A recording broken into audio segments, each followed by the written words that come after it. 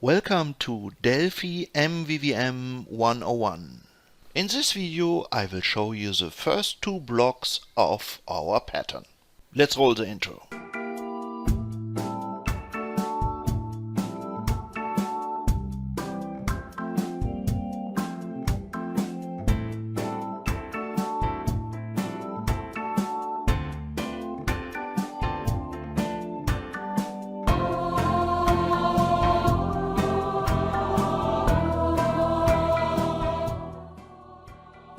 Welcome to a new session of my MVVM framework.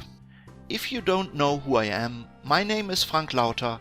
I'm a Pascal developer since the early days of Turbo Pascal and also an Embarcadero MVP. In addition to my normal job, I do consulting, training, source code reviews and of course mobile development. Okay, where should I start? First of all, I hope you have already watched the first video of the MVVM series and also part 1 and 2 of my FDK series for writing your first FMX application. If not, the links are in the description below. In this episode, we will start from the beginning again. At this state of the development, I have no wizard in place like File New VCL or FMX MVVM application. That's why I have prepared this application group at the end of volume 1 of the pattern introduction.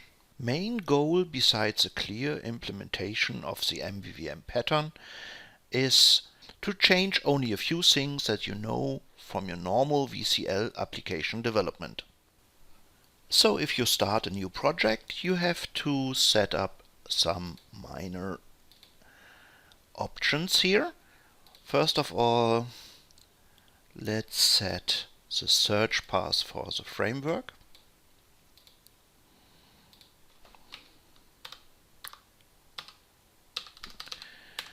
And there are two versions of the framework. One as a standalone version and the other one is as a plugin for my FDK. So we do this for every project in this group. In the last days I had a little bit of struggle to focus on my work. That's why this video is a little bit later than expected. And here we go.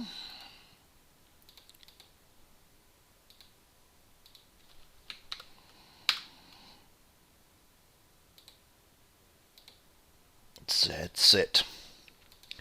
Next, we go into our project file and just replace this with the right namespace. Oh, and we should rename this stuff here. So rename this to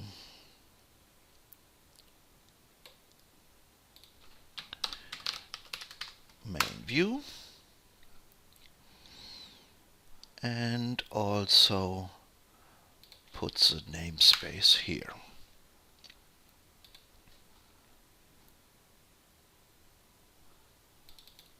And the same with the other project.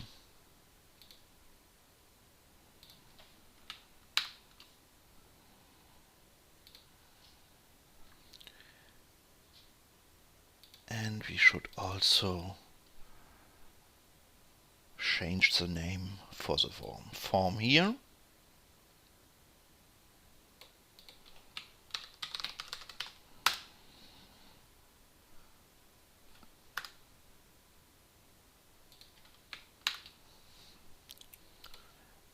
That's it. So we are prepared. Oh, there's one thing I forgot. Because there's no way to recognize if this is a VCL or an FMX application, you have to provide some defines or put this little weird file in your IDE directory to get the framework I hope this will be included in next version of the Delphi IDE. But at this point we need to include this, so let's go again in the options and just put here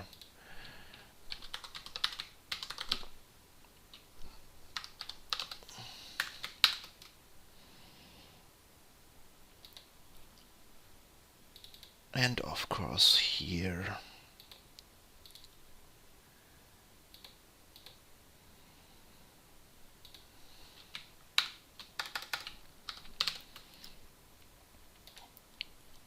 that's it.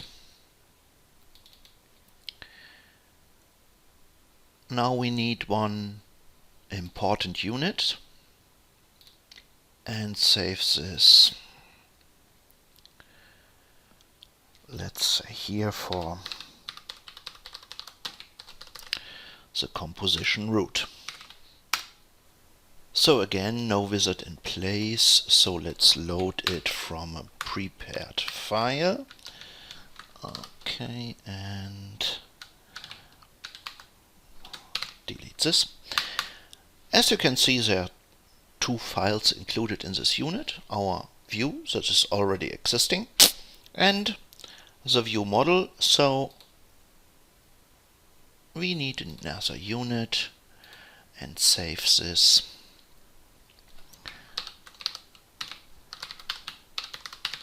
as main view model. That's it. That should compile. Should. Oh, of course.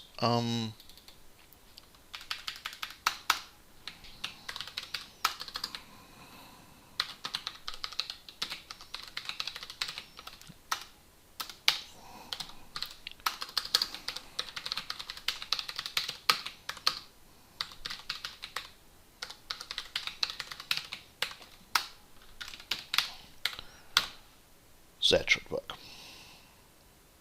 Yeah. Let's bring it back here. And for a better look, let's call this main view. Okay.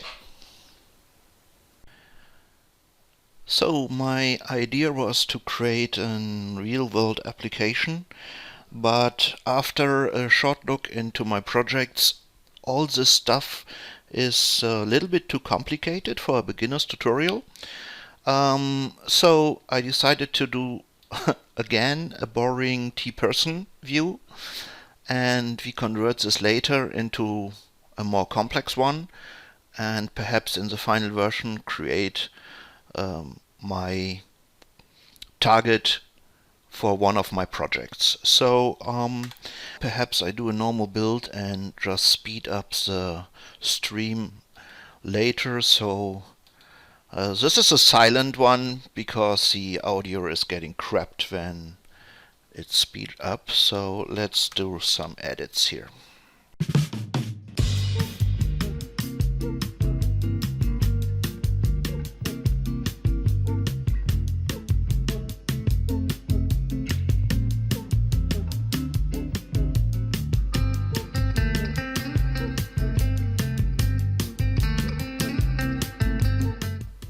And also for the VCL version.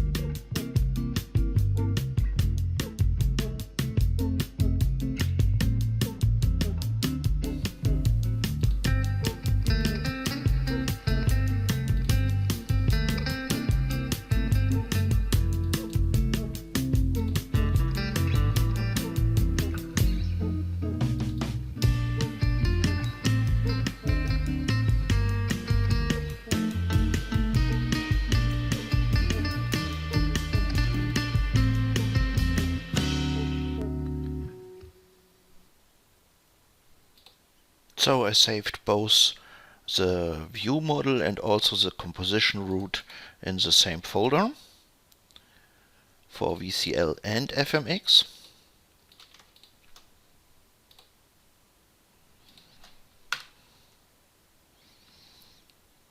This is working.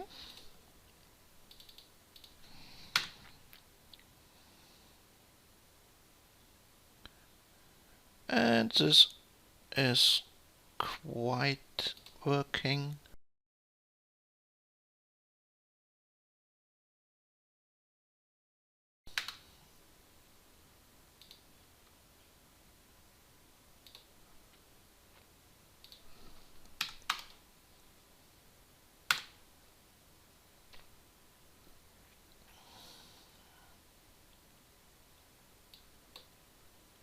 Yes, this is fine. At the moment, the framework is able to do the binding from the view to the view model in 3 different ways. One is by naming convention. The second is by attributes, and of course by code behind. At the moment, we have a straightforward view without any code. And we have a spell error here, so just let's correct this first.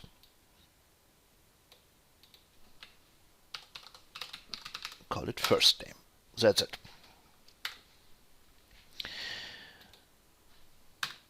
So let's take our view model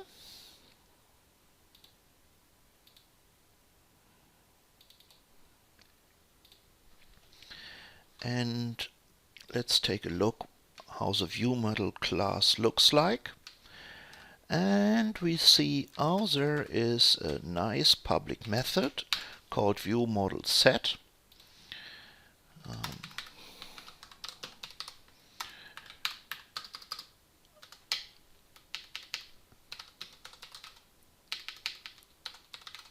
And perhaps we need some private fields.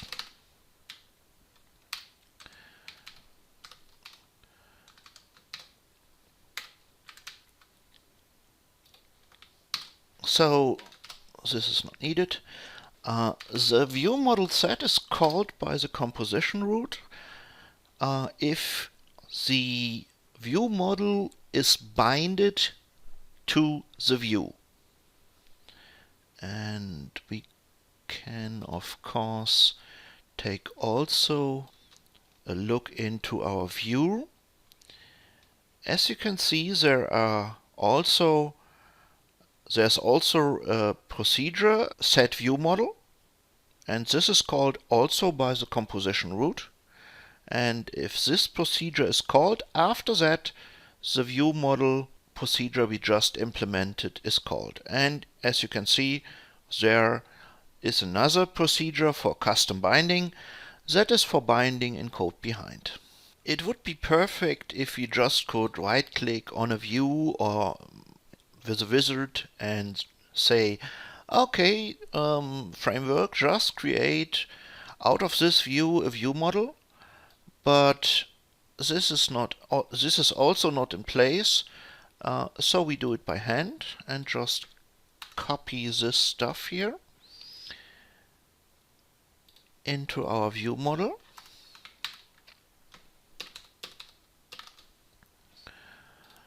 And of course, these are private fields. And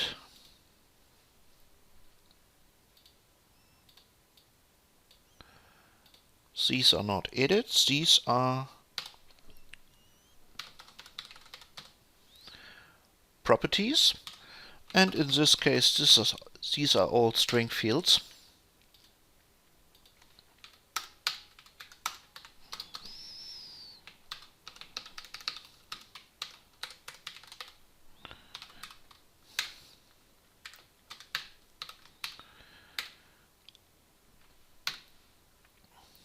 Let's see, this compiles, this is fine. And let's take a look at this and say, just for the sake of testing, f last name dot value equals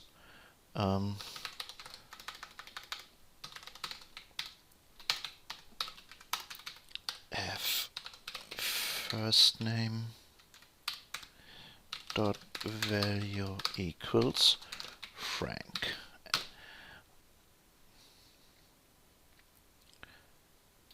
And here we go. As you can see, so easy. Everything else is done in the background by the framework. And of course, if you type here, let's take a look if this is working. Okay, so let's add in a procedure in protected and call this procedure on any change, and hit this with an attribute on any changed. So if this value got changed, this procedure got called, and we can just echo it back here. Let's say f town.value equals f first name dot value. And one important thing, you see this is compiling but also not working. And if you take a look at the warning here, this warning says, oh, attribute is missing. I think this is a major mistake in the default settings of the IDE, because you can debug and search for hours and days while this is not working. There's just the users missing, but yeah, of course you should look into your warnings always. Yeah, but it would be nice if this could be an error. So you should change this in your IDE. So normally you would go into settings and compiler hints and warnings, and you can set the unsupported language feature to error. But as you can see, this is not working anymore. Of course, you can include this warning here, and then it gives you the error.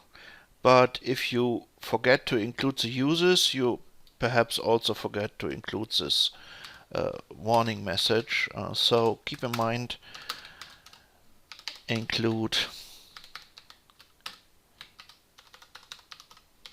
attributes. Thanks to my friend MVP Uwe Rabe, there's a workaround. You can go under Project Options,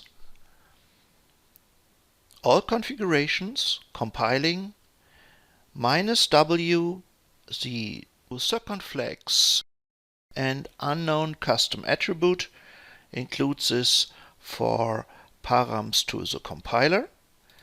And if you do so, and of course you have to do it for every project,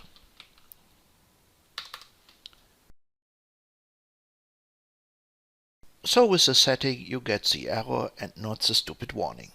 No warning anymore, and in this case, let's get this fixed.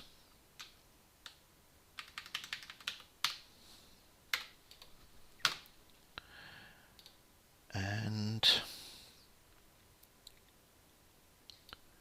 here we go.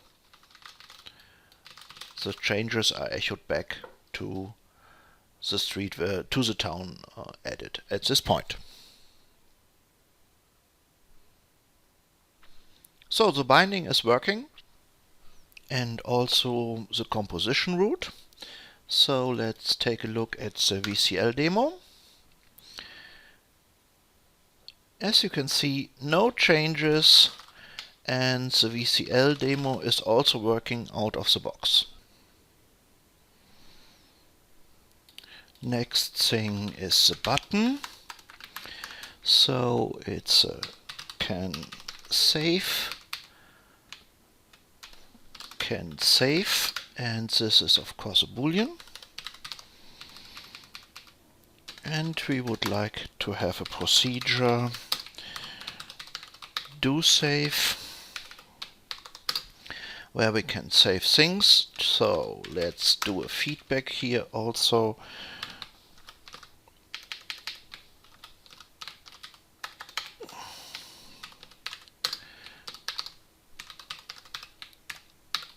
So we can see it's saved, and perhaps after the save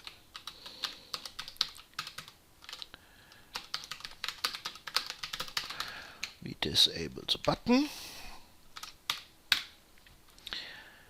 And to make sure the button has a default state, the property field has the normal stuff inside, like you would do a property setter. If value changed, only then fire the property change event. That's why we like to force the value set directly to false. And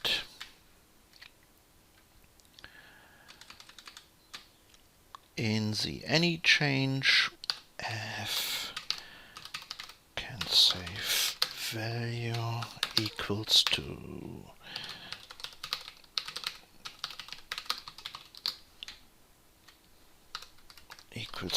nothing, and equals to nothing. And for Boolean values, I like to have double brackets.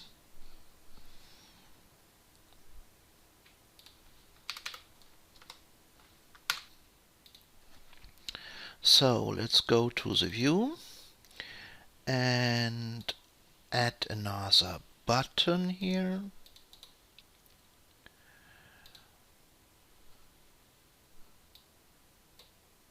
And call this button, let's say clear.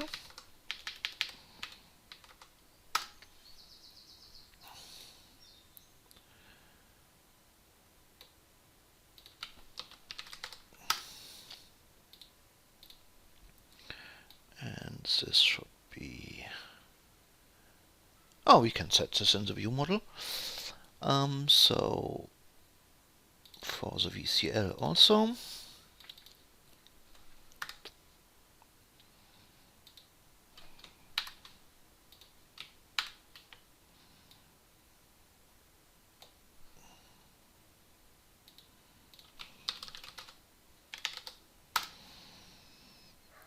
And name it clear.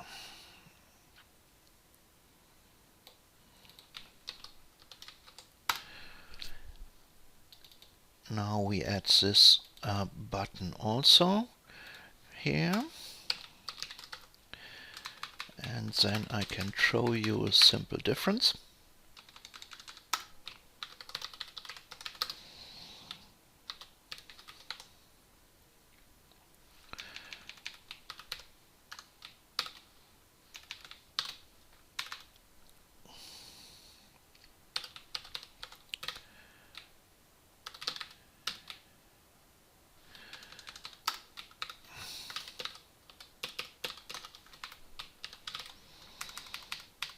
Let's keep it for this too.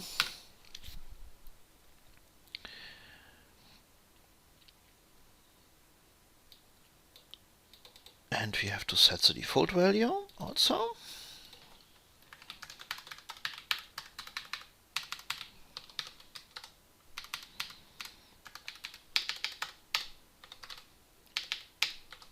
This should be possible from the start. Okay, here we go. We can clear it. And you see, I name it can save, and this is not binded directly because at this moment there's no rule in place what prefix you can use. Do for the procedure is in front of the name, and while binding by name, the clear button is working because the button name is clear and the property is fclear. But the can save button property I renamed different here. So let's go to our view. Of course, add the attribute unit. And with a little attribute, we could use any name we would like to use. And then give the save button a bind command. We would like to bind the enable field and the destination property be can save, and the method name should be do the save thing.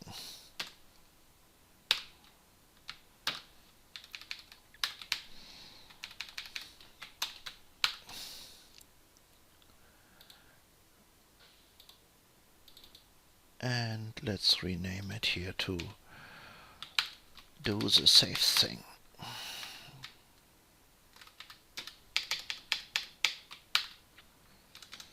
And here we go.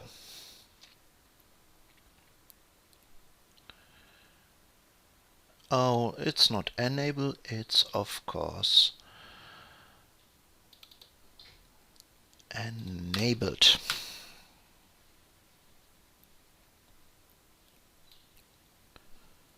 We can hit clear. The fields are cleared. We could type here and we could type here. And as you can see, if both edit fields have valid strings in it, the save button is enabled or disabled. And if it's enabled, we can hit save, and you see we saved our dataset, or at least echoed the value back. So, should we try this also in VCL? Let's see. Of course, the VCL unit needs also this attribute at this point.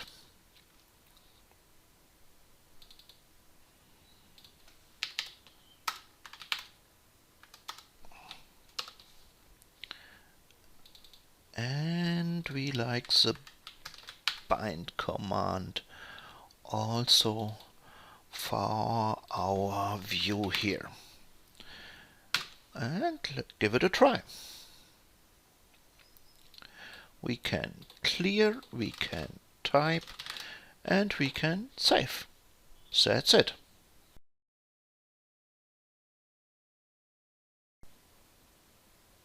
Perhaps you wondered why there is no create or destroy of the property fields. This is of course managed by the framework itself. Let's get back to the form and include two more things here. First make some room, and then we get a combo box and add it here.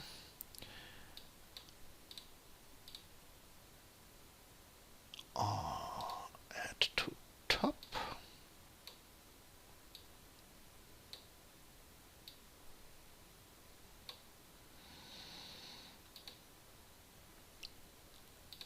And as always on FMX, no control without a margin.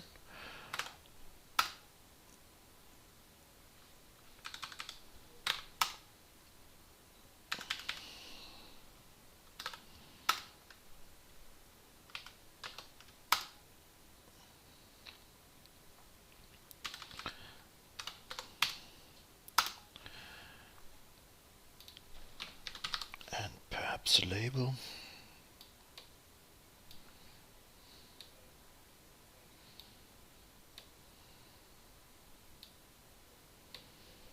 This is the exception.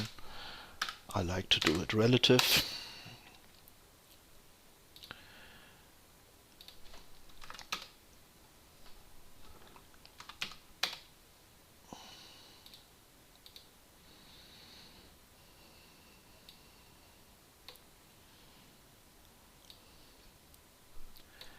And I like to do two things. First of all, I name this. I hope this is the right term for this. Let's call it salutation.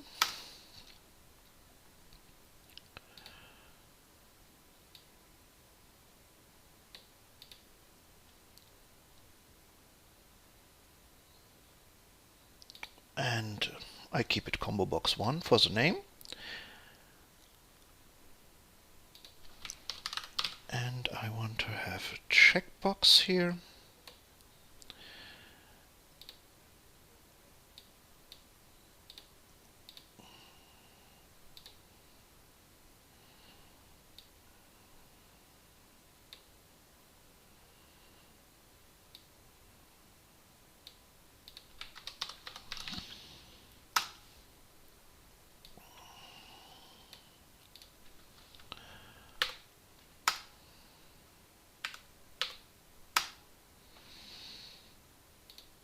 And one more thing, I like to have a panel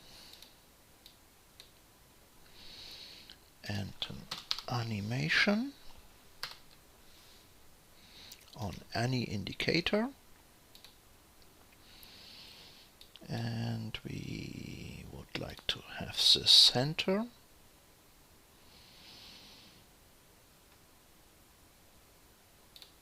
Center, and I like to have this aligned content. Let's see if this is quite nice running. Perhaps active. Enabled.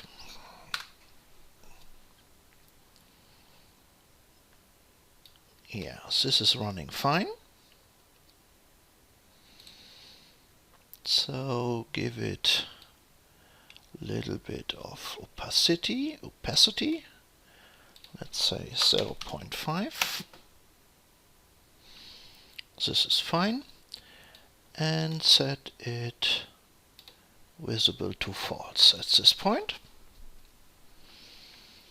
So I think with this we can demonstrate the other parts well. So I do this intentionally, so don't. I put in German words.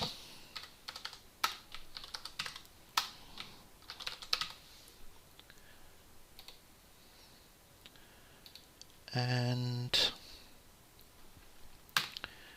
I would like, as you can see,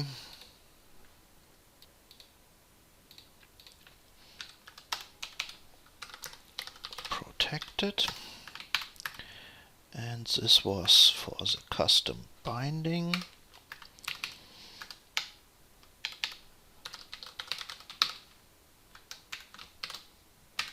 No need for this. And at this point we can do some custom bindings. So let's call it binding. Bind, and we would like to bind, let's say, the checkbox 1, and we want to bind is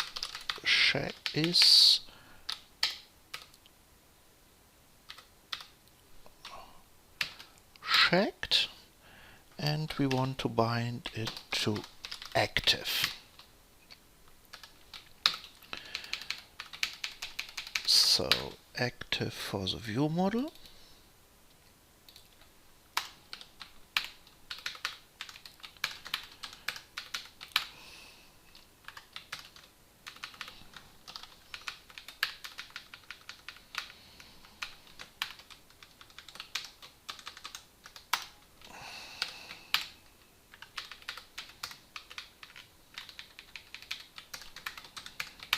And we initialize it with true.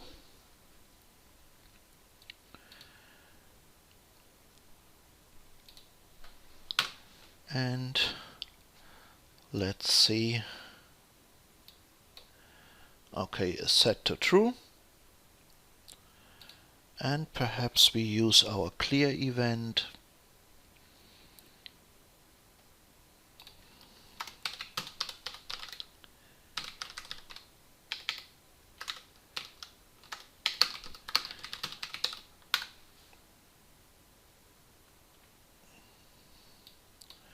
It's set, it's cleared. Okay, next thing we want to bind. And you see there are many overloads for this function. And we could give it a token. Let's use the busy property change token at this point. And this could have a procedure with some arguments, and these is the property changed arg.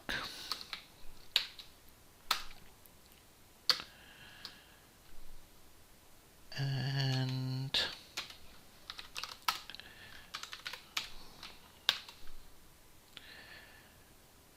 we could say, what's our panel name? Let's rename it to busy. So we could say busy visible should be the argument as Boolean. Busy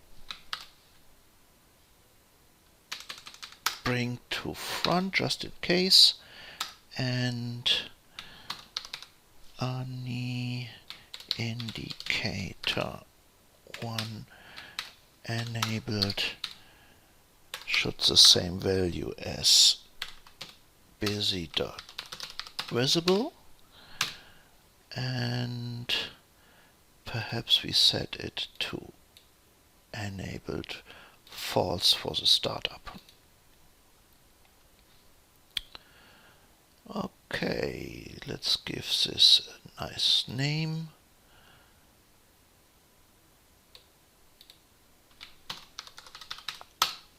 Here we go.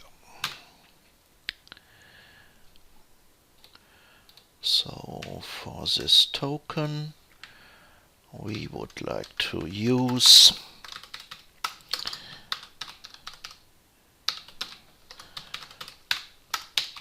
the types.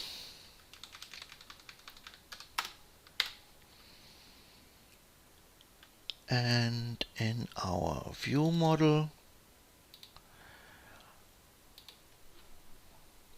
it would be nice if this initializing all the fields, perhaps we have to load them from a database or create something. We would like to call this asynchronous. So in our view model set, we would like to call something is busy while we do some stuff, and we could hit it with a procedure.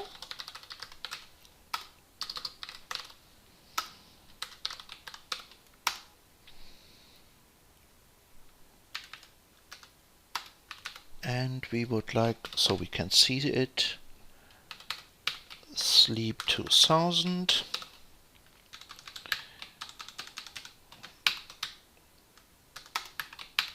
And then we will set this stuff here.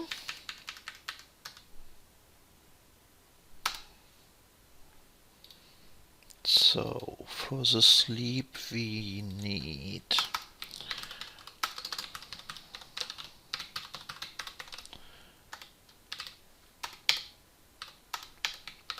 and while this is called of course in a thread so that the UI could be updated,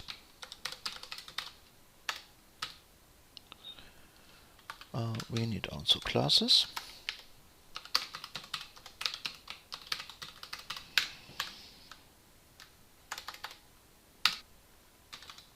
Synchronized.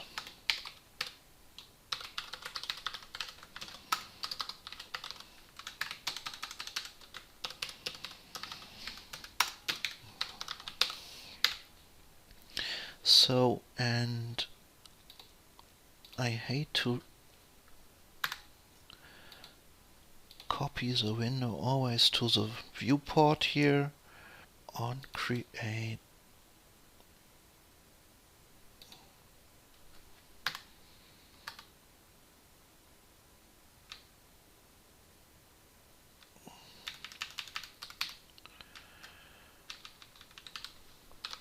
For the form, it's still top and left.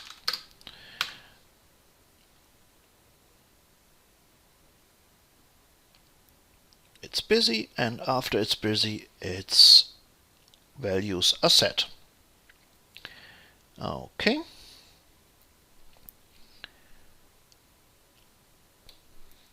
And now back to our view model.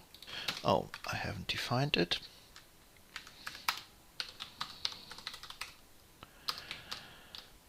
And for the combo box, it's a little bit different. So it is called, no, for the, this is the same, but we use an integer.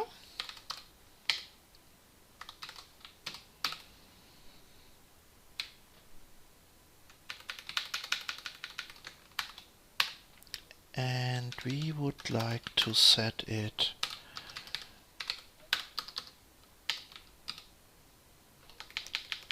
and let's do the force.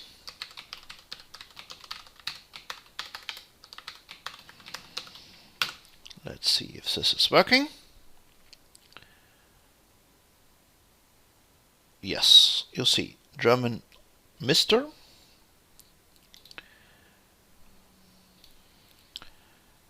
So, and we would like to change the combo box also on the fly. So we call it items. And this is of course a list property. And these are all strings. And in this case, we could set it items, clear it out, and let's say add range, Mr., mistress, whatever, company,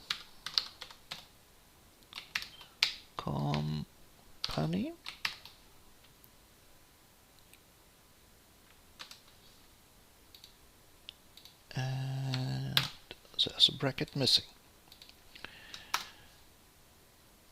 So again, just right naming is your friend, no attributes, no code behind, no nothing, just name it the right way.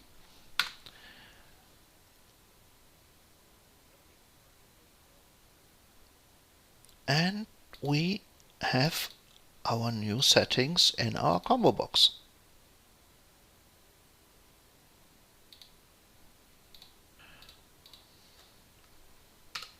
Or perhaps we do miss.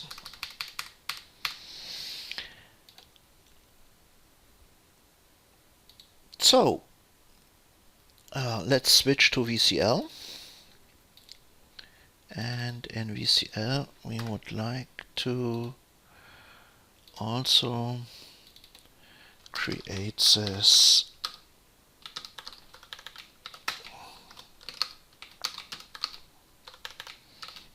that's it. And of course the other fields are not in place, but we are using the same view model, and this is of course also working. So let's add the same.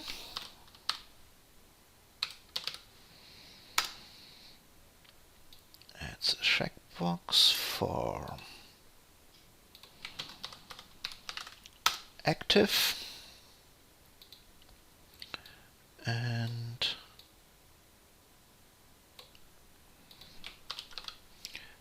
combo box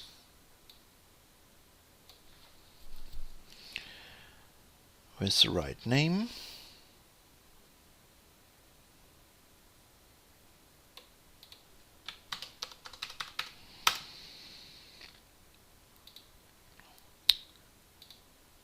We should also grab this uses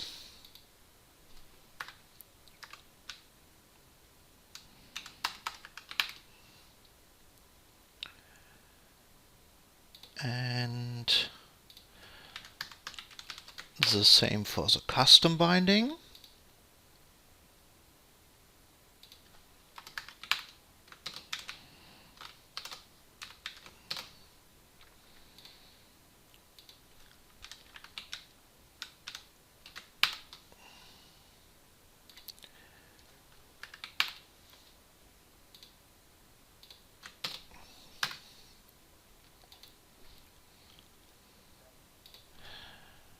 Just a label.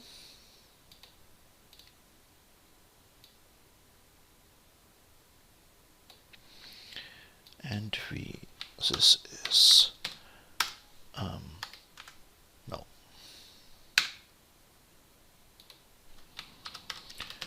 Busy.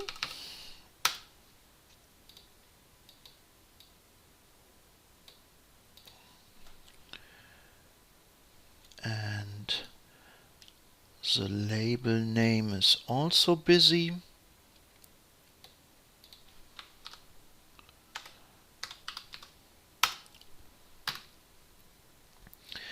And we can say busy is visible and enabled is not busy visible. And this should do the trick. Oh no, it's what one is missing. Yeah, it's of course not checked.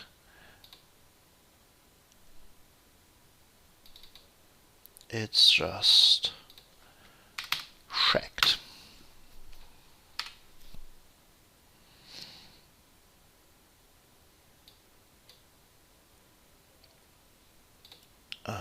Again,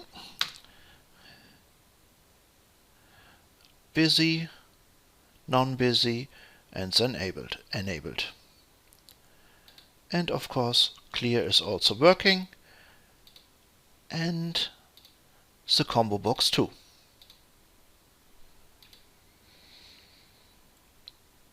So that's it for the moment. I think next time we can do a little bit more complicated stuff. If Greg Chapman from Chapman's World finds the time, he is invited to the next session and we can do a little bit interactive talk about the framework. One part is missing, that are the unit tests, but of course this is part of the next video.